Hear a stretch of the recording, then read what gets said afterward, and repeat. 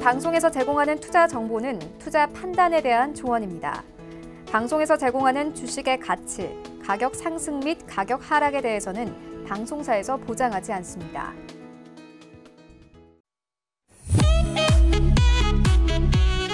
안녕하세요. 투자의 맛 진행의 도지은입니다. 오늘 대학 수학능력 시험이 무사히 끝이 났다고 합니다. 이렇게 하나의 목표를 향해서 달리던 사람이요. 그 시험이 끝나고 나면 좀 무기력해지고 아무것도 좀 필요 없어지고 좀 이렇게 허무한 감정에 빠지게 된다고 합니다. 하지만 여러분, 시험은 또 하나의 끝이 아니라 다른 의미로는 새로운 시작이라는 점 되새겨보면서 오늘 더욱더 파이팅 넘치게 시작해보도록 하겠습니다. 또 본 방송에서 제공하는 정보는 투자 판단에 대한 조언일 뿐 해당 주식의 가치나 수익률을 보장하진 않습니다. 또 투자의 맛은 자본시장 통합법 준수하고 있는데요.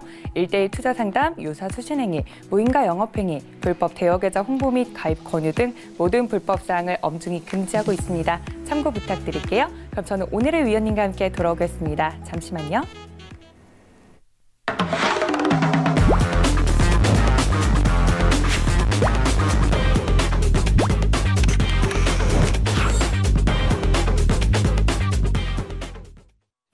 네, 오늘은요, 선물에 대한 모든 것을 다시 쓰겠다. 황금연못 위원님 모셨습니다. 위원님, 안녕하세요. 안녕하세요.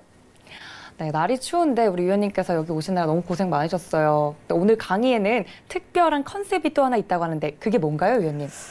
네, 오늘 강의 준비를 하면서 사실 우리 뭐 수능도 있고 또 계절적인 점도 있고 그렇죠. 투자자의 어떤 마음을 다시 한번 리셋을 좀 해보자.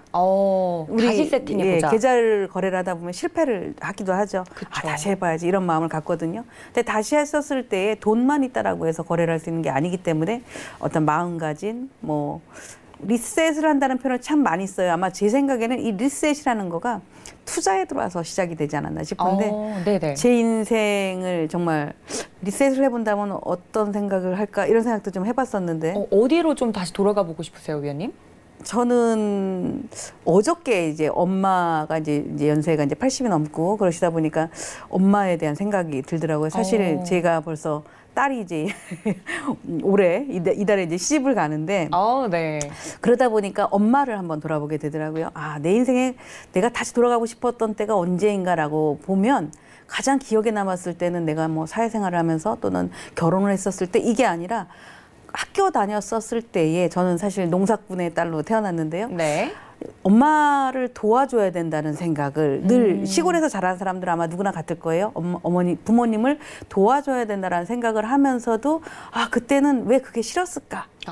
우리 그러잖아요. 경험자들이 늘 말한 거가 맞다 이런 얘기를 하는데 왜 그때 싫었었을까? 내가 나를 돌아보니까 그래도 그때가 참 행복했었던 것 같다. 시장에 대한 세상에 대한 어떤 고뇌를 좀 덜 가질 때잖아요. 맞아요. 그래서 내가 돌아가 본다면 돌아가고 싶다라는 것보단 돌아가서 본다면 그때 시절 내가 지금 이렇게 건강하게 잘 지내는 것은 그런 환경에서 자랐던 거가 되지 않았나라는 생각을 요즘 딸이 시집을 갈 때가 돼서랬나요? 그런 생각을 좀 하게 되는 것 같습니다.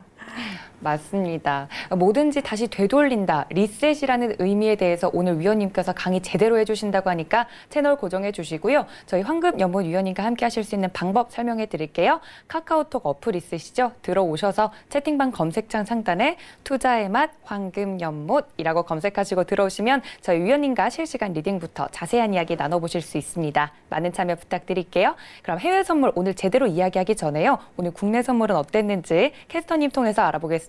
캐스터님. 안녕하세요. 이수연입니다. 어제의 하락세가 오늘 상승 반전에 성공했습니다.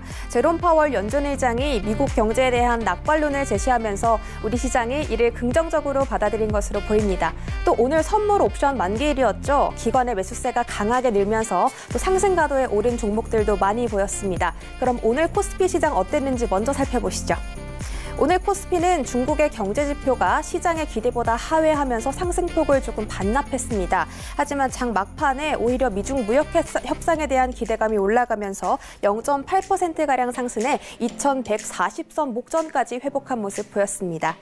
또 오늘은 시가총액 상위 종목들을 중심으로 기관 수급이 개선된 모습입니다. 2261억 원 매수해줬는데요. 그동안 기관이 매도에만 나서면서 시장이 하락세를 맞았지만 오늘 또 선물 옵션 만기일에 따라 차익 차익 매물들을 내놓은 것으로 보입니다. 시가총액 상위주들도 주로 상승세였습니다. 특히 네이버가 많이 눈에 띄는데요. 네이버가 일본 자회사 라인과 일본 야후 재팬이 기업을 통합하고 있다는 추진하는 보도가 나오면서 오늘 14%가량 상승하는 아주 급등하는 모습을 보여줬습니다. 두 회사가 각각 50%의 지분을 보유한 신규 법인을 설립하는 방식이라고 하는데요. 이달 내까지 통합하는 게 목표라고 합니다. 바이오 대장주 셀트리온과 삼성 바이오로직스도 웃는 모습인 것 같은데요. 특히 오늘 셀트리온은 2018년 연간 매출액을 초과했다는 보도가 나왔습니다. 또 삼성 바이오로직스는 바이오 의약품 위탁 생산 기업 중 처음으로 국제표준화기구의 정보 보호 인증을 따냈다는 기사가 나오면서 긍정적인 소식들이 줄줄이 나오고 있는 상황입니다. 다음으로 어제 오늘 코스닥 상장 기업들의 실적 발표가 많았습니다. 그래서 실적이 기대에 미치지 못한 기업들을 중심으로 매물들이 많이 나오면서 오늘 장이 조금 혼조세를 보였지만 그래도 저가 매수가 유입되면서 663선을 지켜낸 모습입니다. 수급에서는 외국인이 176억 원에 매도했지만 막판에 개인과 기관이 동반 매수해주면서 지수 상승을 이끌었습니다. 시총 상위주들은 혼조세였습니다. 오늘 장 마감 이후에 셀트리온 헬스케어의 실적이 나왔죠. 3분기 매출이 이익이 모두 증가했다는 소식이 발표됐습니다. 또 스튜디오 드래곤 역시 장 마감 이후에 매출액이 증가했다는 보도가 나온 가운데 영업이익과 당기순이익은 하락을 보여 내일 장에 영향이 있을 것으로 보입니다. 한편 오늘 코스닥을 리드한 기관이 가장 집중적으로 매도한 종목이 바로 KMW라는 소식이 나왔습니다. 낙폭이 조금 보였는데요. 49,100원에 종가 마무리했습니다. 네, 연말 쇼핑 시즌이 코앞으로 다가오고 있습니다. 매출 전망이 좋은 소식으로 흘러갈 것 같다고 하니까 참고하시기 바라면서 오늘 황금연못 의원님과 함께 투자의 맛으로 떠나보시죠. 네, 이렇게 오늘 우리 시장 동향까지 살펴봤습니다. 이렇게 국내 시장까지 살펴봤으면 위원님과는 선물 이야기를 좀 제대로 해볼 텐데 위원님께서 앞서 말씀해 주신 것처럼 오늘 주제는 리셋입니다. 이 리셋이라고 하면 보통 초심자의 마음으로 돌아가서 다시 해본다. 뭐 이런 의미로 해석해도 될까요, 위원님?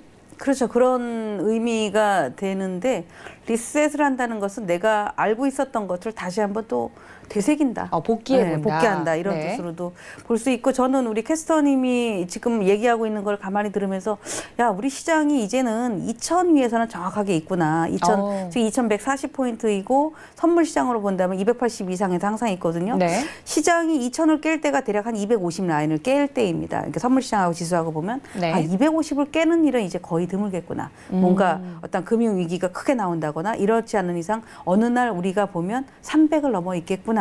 자, 300을 넘으면은 보통 한 그 지수대를 연결하는 거가 10년 주기라 그래요. 그럼 2000년도를 2000포인트 이상에서 머무는 시기가 지금 2007년도부터거든요. 네. 2007년도부터 2017년도에 10년 주기를 가고 한 단계 또 레벨업이 돼서 어느 날 보면은 우리가 2500을 넘을 텐데 그렇다면 2100에 대한 지수를 지키고 있는 것 자체가 기업들, 시가총액이 큰 기업들에 대한 가격이 크게 후퇴하지 않았다는 얘기가 그렇죠. 돼요. 그리고 어느 정도 자기 가격을 다 지키고 있다는 걸로 들어서 제가 이렇게 들으면서 KMW 5G 때문에 떴던 종목이구나.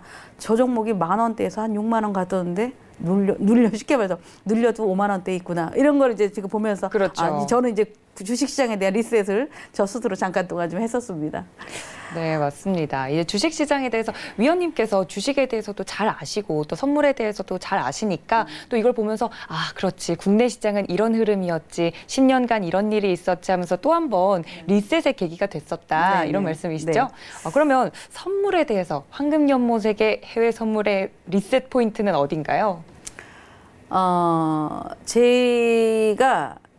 저는 사실 이 해외 시장을 이제 뛰어들기 시작한 거가 2011년도부터가 완전 제가 선물로 이제 올인을 네. 했습니다.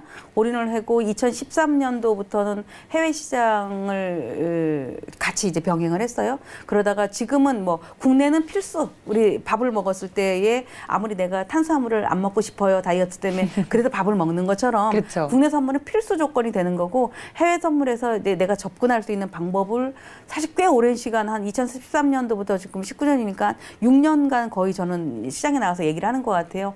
나와서 얘기를 하면서 저도 배우고 몰랐던 걸 깨닫게 되고 또 시장에 대한 어떤 메리트도 있고 또 두려움도 있고 많은 것들을 이 시장에서 느껴봅니다. 그래서 제가 오늘 서두를 딱 타이틀을 잡았던 것은 과연 황금연못한테 해외 선물이란 정말 저는 시장을 바꾸는 황금연못이 되고 싶다라는 얘기를 하고 싶습니다. 사실 듣는 시청자들 입장에서는 너무 거창한 거 아니야? 그러니까 이렇게 시장을 바꾼다니. 얘기하실 수 있는데 네. 제가 말하는 시장을 바꾸고 싶다라는 얘기는 우리 모든 사람들의 어떠한 목적은 돈을 버는 목적을 가지고 있어요. 그렇죠. 투기가 됐든 투자가 됐든 다 돈을 버는 목적을 가지고 있는데 어떤 방법으로 돈을 벌 수 있느냐거든요. 그런데 우리가 주식으로 번다라면 주식은 끄덕끄덕.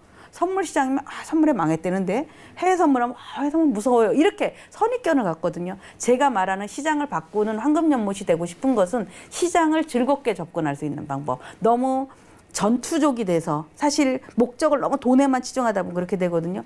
내가 전체적인 어떤 글로벌을 알게 되고 금을 언제 팔아야 되는지 정말 기름을 제가 우스갯소리 기름이라는 얘기인데 오일을 언제 사야 되는지 이런 것들을 너무 어떻게 보면 그 숫자에 치이지 않고 시장을 조금 즐기면서 하는 시장을 바꾸는 그래서 이 시장이 두렵지 않은 존재로 가져올 수 있는 그런 시장을 바꾸는 황금연못이 되고 싶다라는 생각을 제 생각에는 이 해외 선물에 뛰어들 때부터 했던 것 같아요. 그래서 전 건방진 얘기겠지만 해외 선물은 거의 기관들이라고 표현하는 우리 증권 시장에서 해외 선물을 거래할 수 있는 시간이 그렇게 많지 않거든요. 기간이. 네. 그럼 그들이나 저희들 같이 이 시장에서 우리 속된 말로 야전이라고 얘기하는데 이렇게 같이 뛰는 사람들은 그렇게 비슷비슷해요. 별 큰 차이가 없어요. 그래서 제 나름대로 이 시장을 내 나름대로 선도할 수 있다. 이런 포부로 들어왔고 지금까지 진행하고 있고 그 안에서도 사실 시행착오도 많이 거치고 하면서 어떤 기준이라는 거가 생기기도 하고 하는데 그래서 제가 여러분들한테 해외 선물, 해외 시장, 국내 시장, 그러니까 선물, 파생 시장이라는 것 자체가 너무 어떻게 보면 전투적인 것보다는 조금 더 삶을 조금 더 편안하게 해볼 수 있는 하나의 어떻게 보면 구실이 될 수 있는 그런 시장을 바꾸는 자기 인생을 바꿔보는 그런 타이틀이 좀 되는 게 좋지 않겠나라는 생각을 좀 해보고 있습니다. 네, 맞습니다.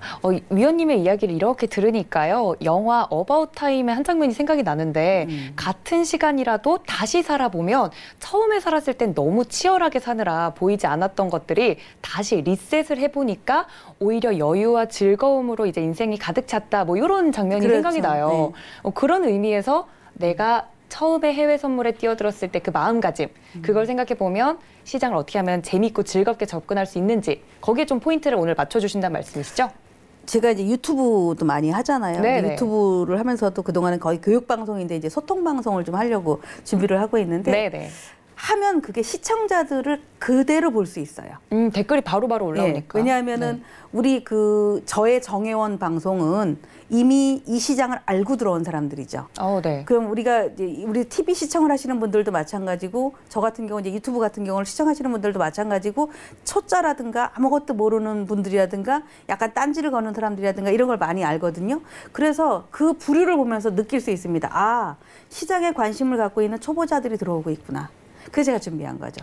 시장에 관심을 갖고 있는 초보자들이 들어가고 있구나. 이 시장에 돈의 눈이 어두운 게 아니라 우리 사실은 비트코인이라는 시장 때문에 암호화폐 때문에 되게 힘들어했잖아요. 많은 사람들이. 그렇죠. 왜냐하면 직장인들이 한 계좌를 사는 게 아니라 요만큼씩을 살 수 있다라는 거에 웬만한 직장인들이 안 해본 사람 없었을 거예요. 그 당시엔 열풍이었죠. 그래서 그런 것 때문에 어떻게 되면 또 실패를 맛봤었습니다. 그래서 그런 것들이 또 사이클이 지나가고 있구나.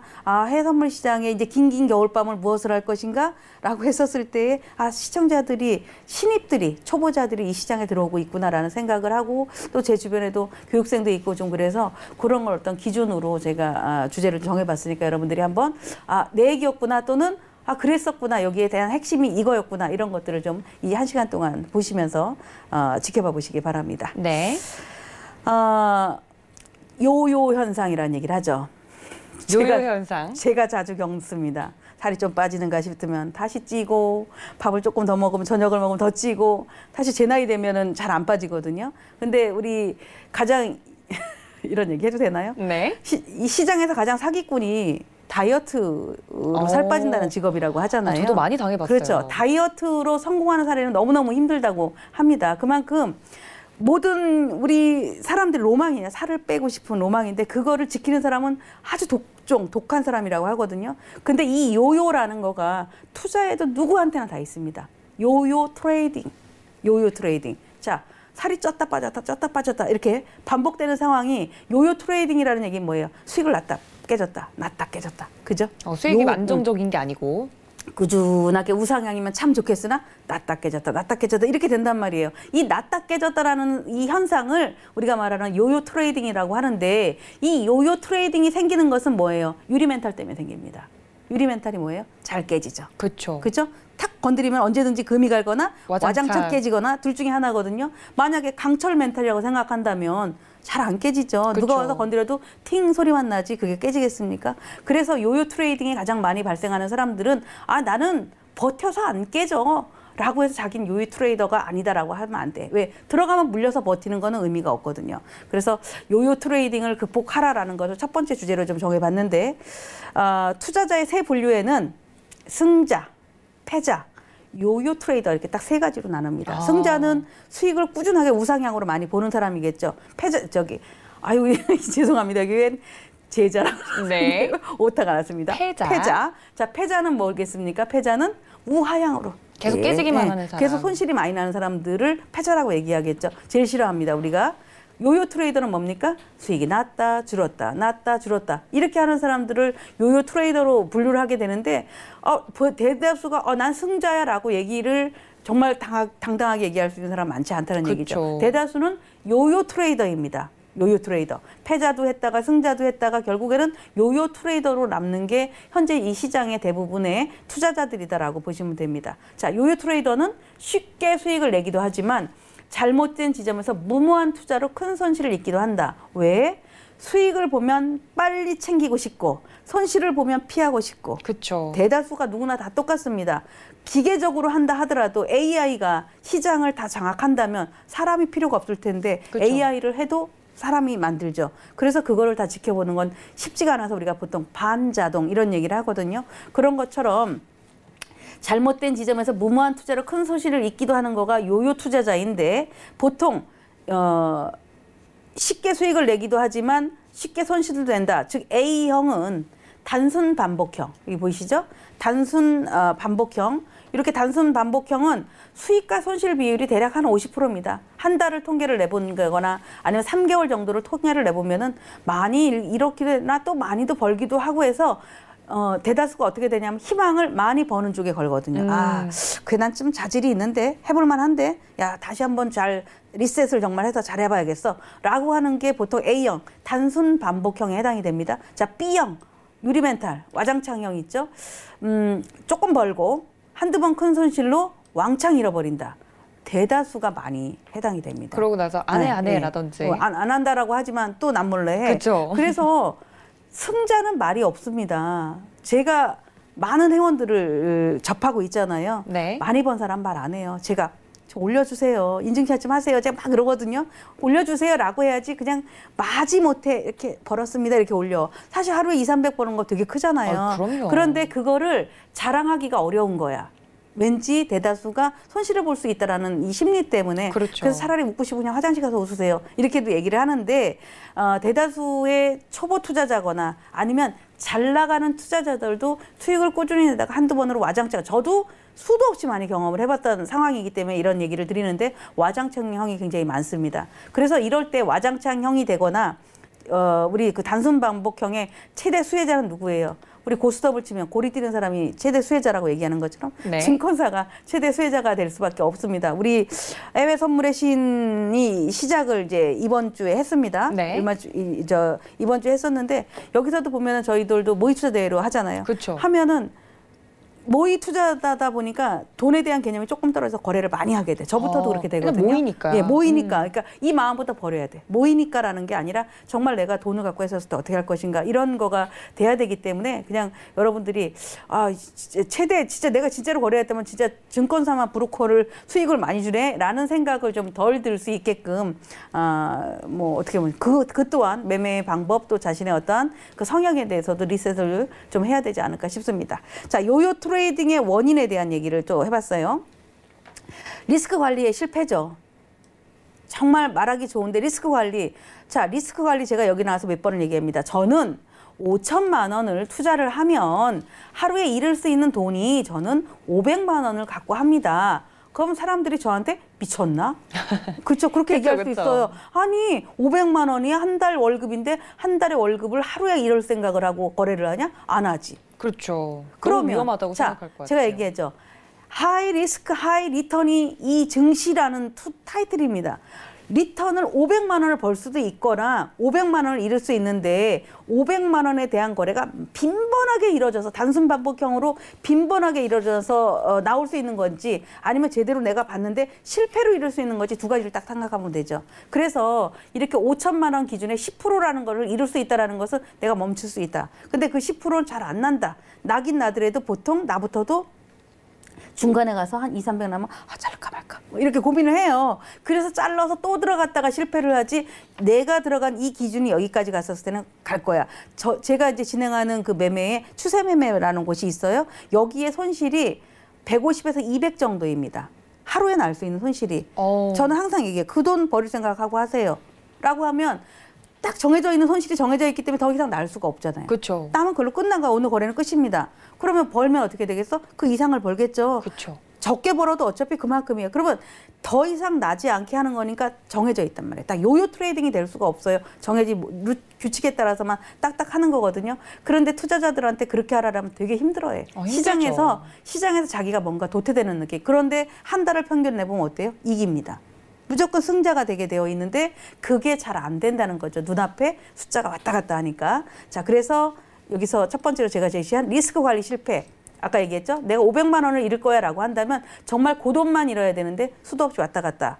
뭐 저는 500만 원이지만 저 50만 원을 잃을 거라고도 할 수 있잖아요. 작은 금액을 갖고 하셔가지고. 또는 나는 정말 금액이 커. 나는 최대가 1000만 원이야. 자, 1000만 원을 잃을 수 있는 사람은 금액이 크겠죠. 그렇죠. 그만큼 더 크겠죠. 그렇죠. 1000만 원을 갖고 하는 사람이 1000만 원을 잃을 거야 라고 한다는 것은 투자의 의미가 없어요. 그러니까 그 개념을 갖고 가셔야 된다는 거고, 그러려면 어떻게 돼? 이렇게 하려면 배팅 수량에 대한 기준이 있어야겠죠. 그렇죠? 풀 배팅이 아니라 내가 조절할 수 있는 그 위탁 금액 또 유지 금액 이런 것들을 계산해가지고 해야 되는 배팅 수량에 대한 관리. 이거가 실패가 됐었을 때 또는 아까 얘기했다는 거 500만 원을 나는 잃을 거야 라고 했었을 때 손절매가 50틱이었다면 100틱을 무한으로 내비둬가지고 손절매의 규정을 지키지 못했을 때 실패가 나온다.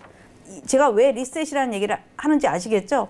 시장 변화에 대한 경지땡 대응. 자, 오늘도 경제지표가 많습니다. 우리 해외 증시가 11시 반으로 바뀌었죠. 네. 11시 반으로 바뀌니까 경제지표가 대다수가 10시 반, 11시에 나옵니다. 자, 이때는 고용지표 뭐 이런 것들 나오면 번쩍번쩍해요. 시장이 막 쫙 움직여. 그렇죠. 출렁이죠. 시장, 미증시는 제가 있잖아요. 한 달 동안에 나오는 그 지표가 정해져 있다. 정확히 정해져 있다. 좋거나 나쁘거나 여기에 나오는 리포트. 요거 유가가 오늘 이제 원유재고 발표가 1시인가 있는데 유가 그 재고량이 많으면 재고량 많으면 어떻게 유가가 하락을 할 것이고, 근데 재고량은 전주 대비 증가했지만 그닥 많지 않아라고 한다면 크게 증가하지 않을, 급락하지 않을 것이고, 요런 멘트만 찾아야 되는 거거든요. 그래서 그런 어떠한 기준은 딱 정해져 있는데 시장 변화에 대한 어떤 경직된, 나는 무서워, 나는 저런 재료가 나오면 나 힘들어, 이런 경직된 이 그 대응을 하고 있기 때문에 실패가 되는 얘기입니다. 자, 여기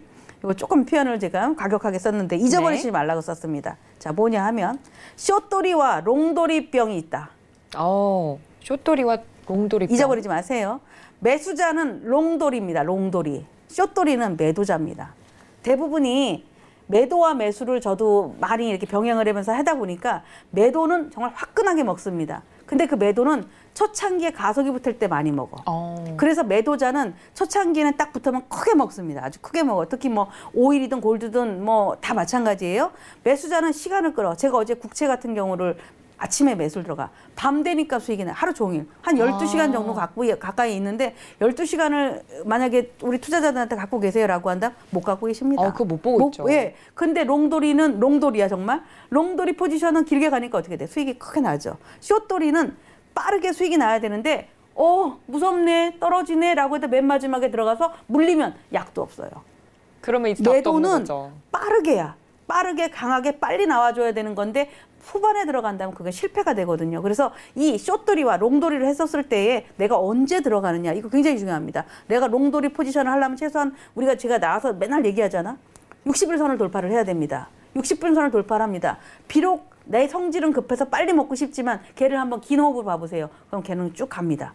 이런 것들이 최근에 바닥에서 돌아오고 있는, 이따 제가 차트도 보여드리겠지만 안전자산들 이런 종목군들이 이렇게 나옵니다. 자, 지수는 롱돌이도 아니고 숏돌이도 아니고 빨리빨리 돼야 돼. 그러니까 지수가 뚝뚝뚝 떨어졌는데 야 이제 하락이야라고 들어가면 어떻게 또 물려. 왜? 아직 추세가 안 꺾였으니까. 그런 어떤 기준을 가져야 되는데 그게 뭡니까? 그래서 하는 게. 그래서 투자의 맛에 나와서 교육을 하는 거죠.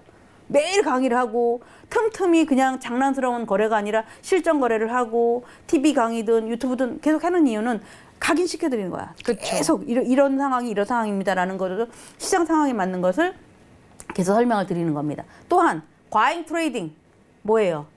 무한 질주죠. 시장이 열려있는 동안에 끊임없이 매매하는 사람들 많아요. 지칠 것 같아요. 많아요. 이거 누가 돈 제일 많이 벌겠습니까? 증권사? 그렇죠. 정말 증권사도 너무 좋아해요. 이러면 정말 고객님 감사합니다. 고객님 감사합니다가 되니까 여러분들은 끊임없는 전투적이 되면 안 된다. 요요 트레이딩의 원인입니다. 이게 실패의 원인이기 때문에 아까 제가 우리 요요 트레이더 요요? 외우기 쉽잖아요. 요요 트레이더. 나 요요 트레이더구나. 먹었다 팔았다 먹었다 팔았다 와장창도 하고 있구나. 자, 요요가 안 생기게 하려면 뭔가 롱돌이냐 숏돌이냐 자기 기준들을 만드는 거예요. 그쵸. 그걸 가지고 우리가 기술적으로 뭐 이동평균선을 돌파했느냐 이동평균선을 이탈했느냐 뭐 나는 지표 때 어느 기준에 갔다 했느냐 난 추세를 보고 했느냐 이런 어떤 기준을 정하는 거기 때문에 여기 보시면 제가 늘상 가지고 나오는 이 월간 지표는 뭐 제가 만드는 카페도 있고 아주 딱 고정을 해놨어요. 여기 보시면은 자 보세요. 오늘 같은 경우 요즘에 지금 우리 둘째 주잖아요. 둘째 주. 11월 네. 둘째 주거든요. 뭐가 나옵니까? 생산자 물가. 그죠? 오늘 생산자 물가 나와요. 목요일이에요. 소매 판매 내일 금요일이야. 소비자 물가. 이번 주의 핵심이야, 이게. 이게 핵심이야. 나머지는 첫째 주는 다 고용에 대한 거. 전달에 대해서 고용이 늘었네, 안 늘었네 라고 하는 거 첫 달 주. 마지막 주는 주로 뭐예요? GDP가 좋았냐 나빴냐 라고 나누는 거거든요. 그리고 또 뭐가 나옵니까? 둘째 다 마지막 주에 나오는 거. 금리를 결정을 하는 거죠. 금리를 올릴 거야 내릴 거야 동결할 거야. 이 기준이거든요. 그러니까 이 기준이 무조건 여러분들은 아셔야 돼. 이거는 변하지 않는다는 얘기입니다. 변하지 않다. 여기에 갑자기 천재지변이 일어나거나 어딘가에 갑자기 뜻하지 않은 전쟁이 나거나 아니면 테러가 난다거나 이게 이제 돌발 변수가 되는데 그런 돌발 변수는 많지 않죠? 그렇죠. 정말 어쩌다 한 번입니다. 그래서 어쩌다 한 번에 인생을 걸지 말고 이 꾸준함에다 한번 좀 봐라라는 얘기를 드리고 자 여기 이게 중요한 게 있습니다. 이거 여러분들 제가 정말 많이 보여드렸거든요. 많이 보여드렸는데 잊어버려. 저부터도 잊어버려. 저부터. 항상 제가 저를 기준으로 얘기를 합니다. 적극적인 매매와 수동적인 매매의 수익률 차이라는 얘기를 합니다. 자 여기 보시면 지금 이제 썸머타임이 해제됐기 때문에 해외는 아침 8시부터 이렇게 8시부터 출발을 합니다. 우리 아시아장은 9시부터 출발을 해요. 그러니까 이 시장 때는 호주, 일본, 뉴질랜드 등등등등 아시아권이 거래가 되는 시간이 평균 4시까지야. 그죠? 그 다음에 4시 이후에 5시부터 대략적으로 누가 생깁니까? 유럽이 열리죠. 유럽. 4시부터 보통 1시까지가 유럽입니다. 그 다음에 우리가 가장 지표에서 큰 역할을 해주는 게 영국이거든요. 런던인데 영국이 5시부터야. 5시 반. 그 2시까지 열립니다. 영국은 약간 1시간이 더 늘어져 있어요. 이제 유럽 시장의 썸머타임 때문에 1시간씩 더 늘어지고 이런 경우가 있는데 미국은 언제입니까? 10시부터 시작해서 새벽 5시까지 또는 7시까지인데 이제 1시간이 지나갔으니까 11시부터죠. 그러나 실질적으로 여기 보면은 10시부터 시작해서 여기 2시까지에 뭐가 되어 있습니까? 모든 총 거래량의 60~70%를 차지한다. 이게 핵심이야. 네. 10시부터 시작해서 새벽 2시까지 몇 시간입니까? 4시간이에요. 4시간. 4시간 동안에 골드든 오일이든 나스닥이든 S&P든 웬만한 전 종목의 거래가 집중되는 것은 이 시간대라는 얘기예요. 60~70%. 중첩되는 부분이 그렇죠. 많은 시간대. 예, 60~70%니까 가장 어떻게 돼? 수익이 많이 나거나 손실이 많이 나거나. 그쵸. 그렇죠? 딱 판가름이 날 수 있는 겁니다. 제가 이 강의가 끝나는 10시가 되면 이제 본격적인 시장이 막 움직이는 거야. 아침에 왜? 우리의 밤은 미국의 아침이죠. 그렇죠. 그들의 새벽이야. 그렇기 때문에 모든 총 거래량이 이때 되니 야 그래 난 맨날 나는 그것도 모르고 낮에 애썼네. 항생은 낮이죠. 낮. 아시아권이니까 낮은데 애썼네라고 한다면 차라리 일찍 주무세요. 난 전업투자자라면 초저녁에 일찍 주무시고 이 시간대 정신 바짝 차려가지고 보는 거야. 아 지금 미국이 이렇구나. 미국이 움직였을 때 오일은 어땠네? 나스닥을 따라갔네? 아, 골드가 급등하네, 급락을 하네, 안전자산들이 어떻게 됐네, 이런들이 갑자기 이 시간 돼가지고 막 치솟아 오르는 게 아니라 낮에부터 움직임이 점점 움직이다가 유럽 시장이 될 때 조금 거래가 늘어나다가 미증시가 되면 거래가 확 늘어난다는 얘기예요. 그게 갑자기 생기는 게 아니니까 지금 제가 얘기해드린 이 골든룰, 시간 관리 이것만 잘 지키시면 요요 트레이더가 되든 또는 뭐가 되든 간에 충분히 여러분들이 극복하실 수가 있다는 얘기입니다. 자, 여기서 이건 사실 이게 굉장히 제가 생각에 중요한 것 같아. 왜 중요하냐고 하면 거래를 하다 보면 놓쳐요. 그쵸. 대다수가 놓쳐요. 자, 여기에 이 시장에 접근을 하고자 하는 초보라면 이거를 뭐 캡처를 하든 외우든 뭐 카페에 가면 다 있으니까 보든 하셔야 됩니다. 네. 유로 FX가 증거금이 약간 이제 변동 증거금이기 때문에 평균 증거금을 이렇게 써놨습니다. 대략 한 300만에서 350만 원이 유로죠. 엔, 유로, 그러니까 통화 쪽은 평균 300만 원 선 정도의 증거금이 필요한데 한 틱의 가치는 6천 원 정도라고 생각하면 돼요. 달러당 한 틱이 한 6천 원 정도. 중요한 게 있습니다. 유로는 하루에 변동이 크면, 그러니까 요즘에 유로가 크게 부각을 되지 않는데 하루에 고에서 저까지가 대략 한 180만 원. 크게 움직인다면 한 300틱. 자, 나는 유로 거래 잘 안 해. 옛날만큼 유로가 인기 종목이 아니야 라고 하면 자, 제외를 합니다. 제외를 해. 누가 많이 돼요? 제가 늘상 얘기하는 게 나스닥이 막 빠르게 움직이면 S&P가 빨라집니다. 근데 나스닥이 갔다 말았다. 나스닥이 갔다 말았다는 뭐야? 플러스 마이너스 10포인트. 선물이 네. 플러스 마이너스 10포인트면 그냥 가다 말고 10포인트면은 40틱이 1포인트가 4틱이거든요. 가다 말고요. 변동이 적죠. 그렇죠. 그럼 S&P는 거의 그냥 책상다리 하고 있는 거라고 생각하시면 돼요. S&P는 그만큼 무겁기 때문에 그러거든요. 근데 나스닥이 막 30포인트, 40포인트, 막 6, 70 이렇게 올라가면 S&P도 아주 가파르게 올라갑니다. S&P는 틱 가치가 훨씬 높으니까 S&P에 대한 증거금이 500에서 600 정도라면 한 틱의 가치가 12,500원이니 얼마나 큽니까? 그러면 나스닥 3틱이 움직여야지 S&P 한 틱이죠. 그쵸. 그렇게 이해하시면 되거든요. 아, 나스닥 1포인트에 S&P는 한 틱이 움직이는 거니까 그렇구나. 그래서 30포인트, 40포인트 이상 움직여야지 S&P가 따라간다고 하는구나. 라고 이해하시면 금방 돼. 아, 나는 온리 S&P가 좋아. 이게 아니라는 얘기죠. 그런 어떤 개념을 가지셔야 되는데 S&P는 하루 많이 움직이는 일간 변동이 큰 걸 얘기하는 겁니다. 최소폭이 아니라 많이 움직였을 때 최대폭이 72틱, 대략 한 70틱이라는 얘기입니다. 그러면 70틱이면 47, 28, 28포인트죠. S&P 28포인트 움직였으면 대략 나스닥 선물 7, 80포인트. 그럼 나스닥은 한 400틱. 그죠? 400틱. 400틱이지만 얼마가 돼요? 1포인트에 4틱이니까. 거의 100포인트 이내. 네네. 100포인트. 그러면 변동이 큰 거란 말이에요. 그럼요. 이걸 변동성이라고 얘기를 하죠. 근데 요즘에 이게 조금 작잖아요. 네네. 작으니까 항상 작은 건 아니야. 작다가 팍 터지죠. 그런 것들을 이제 보셔야 됩니다. 오일 같은 경우, 자, 오늘 원유 재고 발표가 있는데 오일은 하루에 변동이 얼마라고요? 160만 원. 오일은 한 틱의 가치가 10,000원입니다. 골드도 한 틱의 가격이 10,000원이야. 근데 골드는 오일보다 더 빨라. 그래서 하루의 변동이 골드 같은 경우 한 200틱.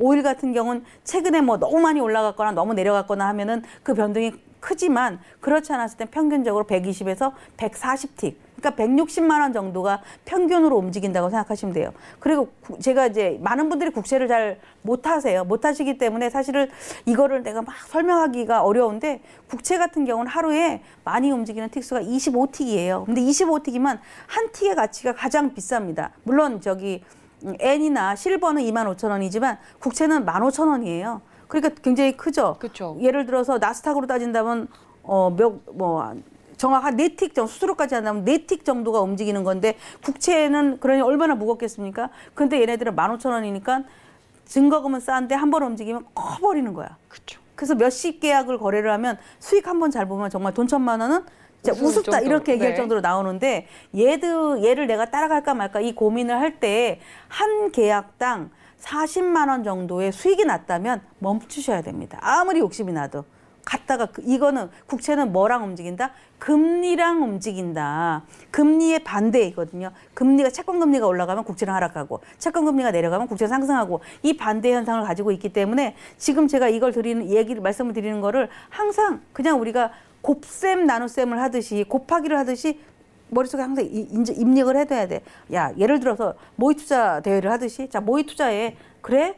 신호가 나왔었을 때 또는 21선을 돌파를 했었을 때 내가 매수를 한번 해볼게. 과연 얼마까지 갔나. 이렇게 테스트 해보면 기준이 나오는 거죠. 그렇죠. 그래서 요걸 통계적으로 만들어 놓은 거기 때문에 이 증거금은 변동 증거금이기 때문에 약간씩 다르지만 거의 평균으로 움직이는 이 평균 틱스는 이 정도가 되니까 여러분들이 이런 것들 좀 알아두시면 상당히 도움이 되지 않을까 싶습니다. 네, 지금 이 강의를 듣고 계신 많은 분들은 좀 의아하실 수도 있을 것 같습니다. 해외 선물 난 지금 잘 하고 있는데 초반에 했던 이야기 아닐까라고 왜 다시 같은 이야기를 반복하고 계시지라고 궁금해하실 수도 있을 것 같아요. 하지만 위원님께서 오늘 하신 말씀은요. 새로 들어오시는 초심자 분들뿐만 아니라 지금 선물 거래를 하고 계시는 많은 분들이 잃어버린 리셋 초심자의 마음을 다시 되찾아서 한번 점검하고 넘어갈 필요가 있다라고 생각하시고 지금 말씀을 해주시고 계시니까 너무 당연한 이야기더라도 앞에 오셔서 메모해 두시면서 내가 잊었던 포인트가 어딘지 생각해 보시면 좋을 것 같습니다. 이렇게 기본적인 이야기들까지 해봤다면 이제 실질적으로 수익이 나는 매매 기법 이걸 많은 분들이 가장 궁금해하실 것 같아요, 위원님. 어떻게 다음 챕터는 어떻게 넘어가 볼까요? 우리 앵커님 얘기하는 걸 제가 가만히 들으면서 저 질문을 확 하고 싶었습니다. 네네. 이게 당연합니까? 자, 제가 얘기하지 않았는데 얘기하려면 못해요. 그렇죠. 대다수의 우리 투자자들은 못해요. 그냥 들으면 그렇구나라고 하는데 우리 드라마를 봤었을 때 그 드라마가 10분을 집중해서 봐서 그 얘기를 할 수 있다면 그 드라마는 성공했다라고 얘기합니다. 한 장면만 보고도 이야기할 수 있으면. 그 머릿속에 있는 거가 이 드라마에 집중을 하고 있구나라는 거가 10분을 얘기할 수 있으면 했다라고 하는데 저는 3시간을 우리 세미나 같은 거 하면 3시간을 강의를 하거든요. 네. 3시간을 강의하고 있었을 때 돌아가실 때 제가 얘기해 한 단어만 기억하고 가세요 이렇게 얘기해요. 문을 나가기도 전에 벌써 잊어버린단 말이야. 사람은 귀도 왜 2개예요? 한 개씩 관계를 흐르고 있는 네. 거잖아요. 그런 것처럼 제가 이런 얘기는 저도 매번 잃어버리는데 어떻게 보면 선생님이라고 해야 하는 저도 잃어버리는데 우리 투자자들 입장에서 얼마나 자주 잊어버리겠습니까? 그렇죠. 그래서 계속 반복의 학습으로 봐야 되는 거고 제가 늘상 저는 제가 강의를 했던 거를 또 얘기하지만 듣는 사람들은 늘 새로울 수 있다는 거가 이 투자의 세계다라고 보여지기 때문에 여러분들이 이제 지금부터 또 진행하는 이 매매 노하우 수익이 나는 매매 기법은 과연 무엇을 갖고 할 수 있느냐 이 매매 노하우를 쭉 이어가 드리도록 하겠습니다. 네.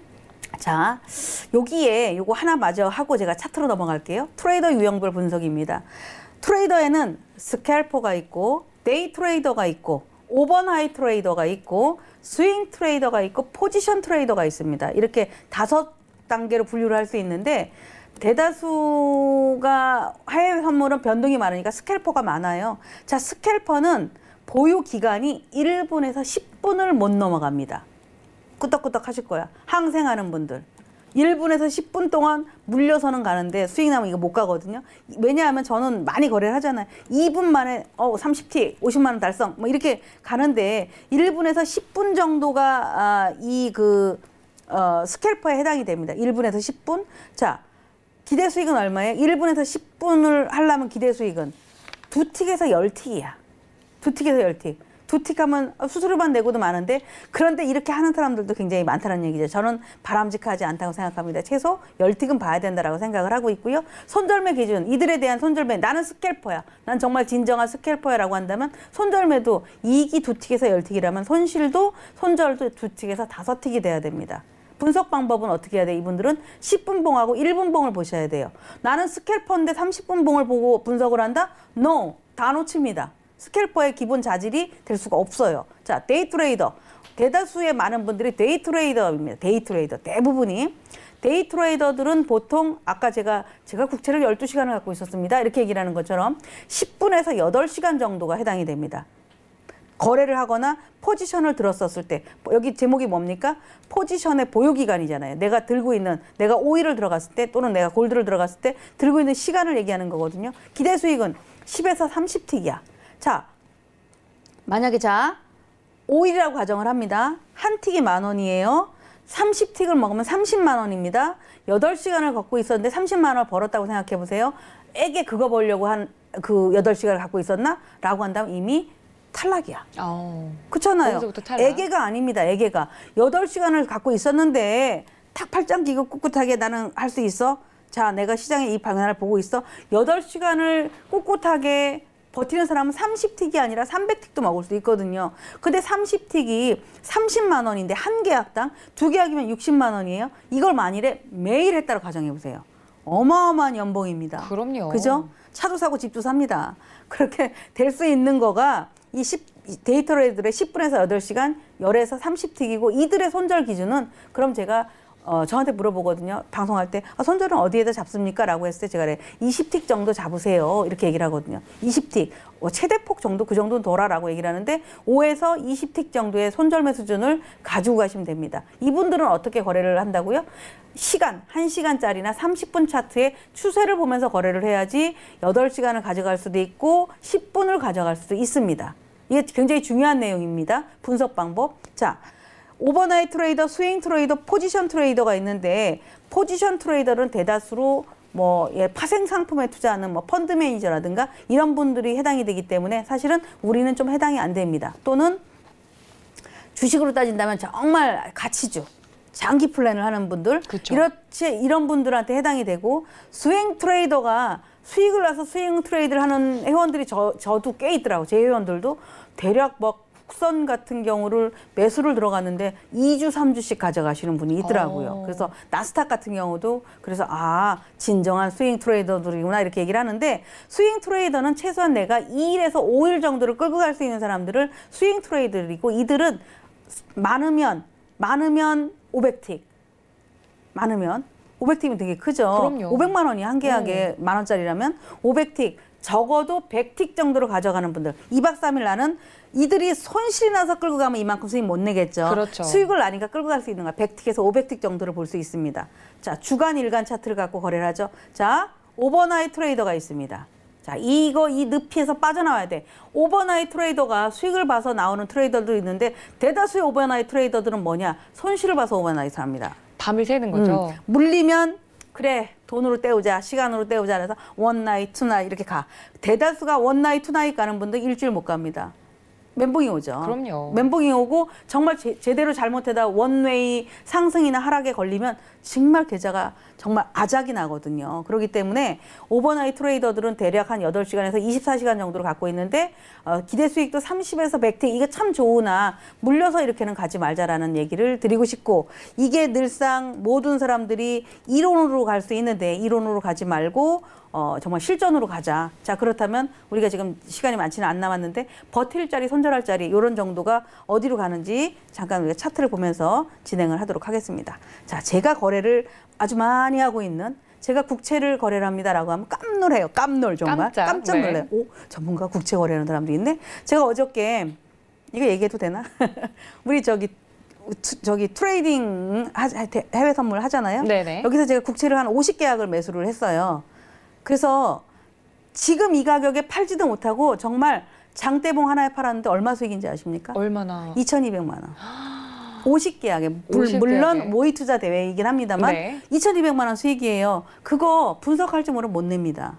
그죠? 1위 하시는 거 아니에요, 의원님? 그건 좀 아닌가. 워낙 뛰어나신 분들이 많기 때문에. 자, 그 기준을 제가 보여드릴게요. 제가 항상 이 차트를 저는 차트를 다르게 보는 게 없습니다. 차트를 지금 이렇게 보시면 여기 안에는 아까 제가 뭐라 해서 버틸 자리 내가 버틸 수 있는 버틸 자리가 뭐고 손절할 자리가 뭔지만 알면 돼요. 저의 단점이자 장점이 뭐냐 하면 항상 너무 빨리 바닥을 봐. 또는 너무 고점을 빨리 봐요. 그러니까 시장을 많이 보니까 빨리 찾아내는 거야. 그래서 항상 하루가 빨라. 제가. 그러니까 저를 잘 요리하면 저 사람이 뭐를 언급하기 시작하면 다음날 들어가야지. 그러면 원나잇, 투나잇을 해도 수익이 큽니다. 그게 저를 요리하는 방법이에요. 여러분들이 이 시세를 요리하는 게 아니라 저를 요리하려면 황금연못이 얘기하면 하루만 있다 들어가야지. 그거 관찰해 보세요. 왜? 제 눈에 이미 보였기 때문에 이게 들어갈 자리 이런 게 나오는 거거든요. 자, 국채 같은 경우는 지금 제 차트에 올려놓은 게 국채니까 이제 설명을 드리는데 급락을 쭉쭉쭉쭉 합니다. 아까 얘기했죠. 그러니까 저기 그 쇼돌이를 같은 경우 쭉쭉쭉 가는데 이렇게 음봉이 1, 2, 3, 4 4개가 빠졌는데 5개째 이게 더 급락할 거야. 떡하니 들어가면 여기서부터는 어떻게 돼? 약도 없다라고 하죠. 수익이 났다, 줄었다, 고생만 해. 마음고생만 시키는데 이 정도로 이격이 벌어지면 모든 주가는 이격이 벌어지면 이렇게 회귀 본능. 그래서 돌아갔다가 힘이 거기서 새로운 어떤 매수자가 들어오거나 뭐 물린 사람들이 어느 정도 빠져나가면 치고 올라가거든요. 그래서 우리가 소위 말하는 골든 크로스, 데드 크로스야. 그 골든 크로스를 짧게 20일선에다 할 거냐, 60일선에다 할 거냐, 아니면 나는 긴 아까 그 저기 포지션 트레이더처럼 120분에 할 거냐, 이런 차이를 가지고 있는데, 저 같은 경우는 60일선에다가 오실레이터만 놓잖아요. 오실레이터를 내가 보는 것은 오실레이터가 양운이니까 매수해야지, 이게 아니라 양의 기운이 있으니까 매도보다는 매수 쪽으로 가시오. 음의 기운이 있으니까 매수보다는 매도 쪽으로 가시오. 이거의 어떤 힘의 방향을 보는 거가 오실레이터다라는 거고, 그러면 오늘 하루 빨딱 양봉이 하나 섰네, 매수해야지, 이게 아니라는 얘기죠. 어떤 세력이 하루 양봉 딱 세워놓고 끌고 갑니까? 안 된다는 얘기야. 버틸 자리, 손절 자리 어떻게 된다고요? 돌파를 했었을 때에 최소한, 제가 늘상 나와서 얘기하죠. 양봉이 등장을 해야 된다. 자, 매수라면 양봉, 그죠? 매수라면 양봉인데 얼마? 장대봉. 여기 예를 들어 여기 돌파를 안 했었던 요 2시간짜리 요 봉이 앞에 봉보다 커요. 이렇게 보시면 앞에 봉보다 이렇게 큽니다. 네. 자, 이 앞에 봉보다 크면 뭐가 생기겠습니까? 장대봉은 아니지만 눈요기가 되겠지. 그렇죠. 얘가 이건 장대봉이 될 수가 없죠. 단봉이잖아. 단봉인데 앞에 봉보다 크니까 이거 매수 힘이 2배로 늘어나고 있구나. 드러나고 있구나. 그럼 세 번째 봉은 어떻게 돼? 이게 제가 들어갔던 자리들입니다. 들어가서 여기에 갖다 팔았는데, 그리고 나서 어떻게 돼? 장대봉이 나오니까 8시간을 견디는 사람이라면 오늘 여기까지도 제가 가겠죠. 저는 트레이딩을 하다 보니까 하루 만에 다 종료를 했는데, 그러니까요. 얼마나 많은 수익을 내겠습니까? 그러니까 제가 저를 요리하는 방법 얘기했잖아. 내가 어떤 종목을 들어간다면 한 이틀 정도 봐라. 그게 시세를 크게 낼 수 있다. 자, 오늘 원유 재고가 있습니다. 어떻게 될지 한번 봅시다. 네, 오일이요. 저도 아직 모릅니다. 자, 오일이 얘가 지금 오일이야. 자, 많은 분들이 지금 집중해서 굉장히 황금영모님께서 무슨 말씀하시나요? 보실 거예요. 지금 봤었을 때 오일이 에너지도 살아있어. 그죠? 여기 보시면 앞전을 한번 볼까요? 앞전에도 이런 상황이었어요. 자, 너무 장기간으로, 얘가 지금 이 가격이 얼마입니까? 57불이야. 57불을 자그마치 언제냐면 11월 5일부터야. 그러면 누군가는 그렇게 설명할 수도 있겠죠. 11월 5일부터 지금까지 이렇게 오래 가고 있으면은 한 단계 더 가려고 가는 거 아닙니까? 라고 하겠죠. 그럼 나스닥이 급등해지면 돼. 간단해요. 나스닥이 좋으니까, 시장이 좋으니까 뭔가 호재가 나와서 당연히 달러에 따라 유가도 급등하고 그 시장의 안전자산이 아닌 이런 종목군들이 올라간다. 자, 좀 전에 제가 뭐 봤습니까? 국채 봤죠? 네. 국채는 뭐예요? 위험자산이야. 죄송합니다. 안전자산이야. 네. 안전자산. 그러니까 시장이 어떤 불안함을 했었을 때에 올라갈 수 있는 안전자산에 해당이 되거든요. 국채, 골드는 안전자산이야. 그들이 상승을 했다면 지수에 대한 불안감도 있기 때문에 누군가는 해지로 들어왔다는 얘기죠.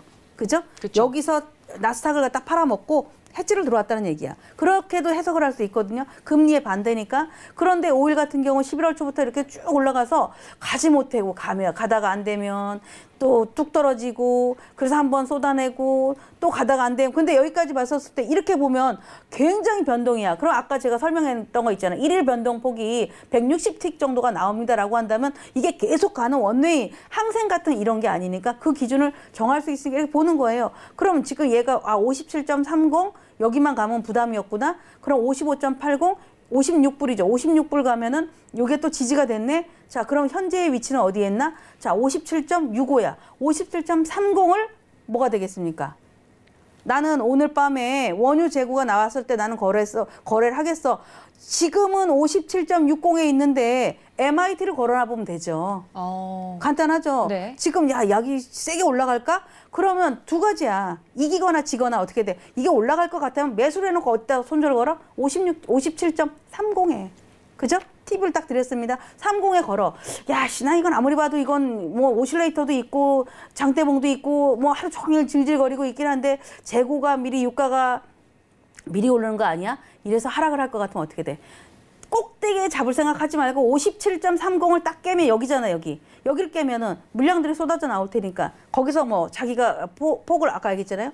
몇 시간을 갖고 있어 30틱을 뭐 그게 어디냐라고 얘기하는 것처럼 57.30을 깨면 나는 매도를 들어가겠어 라고 해서 미리 MIT, 이 시장에서 이 가격을 터치하면 내가 가져가겠소라는 MIT 기능을 쓰는 겁니다. 아무 때나 쓰는 게 아니라 이런 때 쓰는 거니까 오늘 같은 경우는 오히려 역사적인 또 시세가 나올 수 있으니까 제가 시간이 많지 않아서 이렇게 팁을 간단히 드리니까 이게 버틸 자리, 손절할 자리 여기 해당된다라고 보시고 요거는 다음 주에 다시 한번 더 진행을 해드리도록 하겠습니다.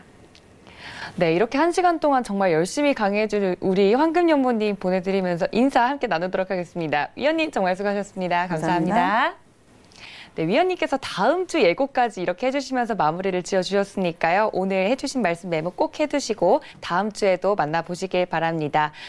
또 본 방송에서 제공한 정보는요. 투자 판단에 대한 조언일 뿐 해당 주식의 가치나 수익률을 보장하진 않습니다. 또 투자의 맛은 자본시장 통합법 준수하고 있죠. 1:1 투자 상담, 유사 수신행위 등 모든 불법사항 엄중히 금지하고 있습니다. 참고 부탁드릴게요. 그럼 전 내일 이 시간 더욱더 다양한 투자의 맛으로 찾아뵙겠습니다. 시청해주신 여러분 고맙습니다.